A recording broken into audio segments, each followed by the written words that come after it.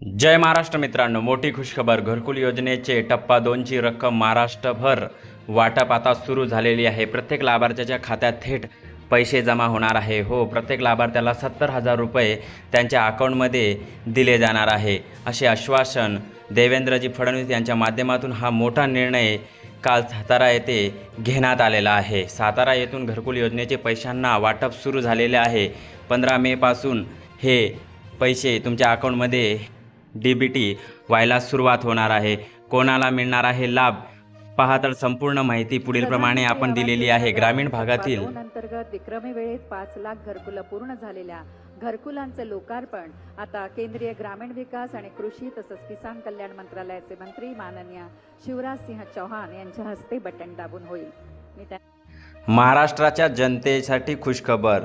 पहिला हप्ता, दुसरा हप्ता, तिसरा हप्ता, चौथा हप्ता, ज्यांचे पैसे रखडलेले आहे ते आता 15 मेच्या पुढे तुमच्या अकाउंटमध्ये जमा व्हायला सुरुवात होणार आहे.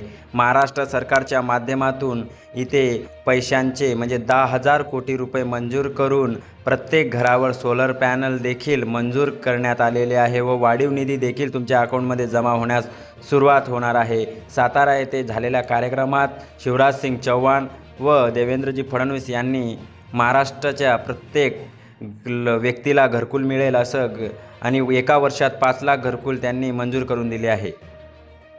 मला अतिशय आनंद आहे. आमचे सगळे मंत्री अतिशय एफिशियंट आहेत आणि आजचा जो कार्यक्रम आहे विशेषतः 30 लाख घरांचं जे काम आपण या ठिकाणी करतो, याकरता मी ग्रामविकास मंत्री जयकुमार गोरे यांचं मनापासून अभिनंदन करीन.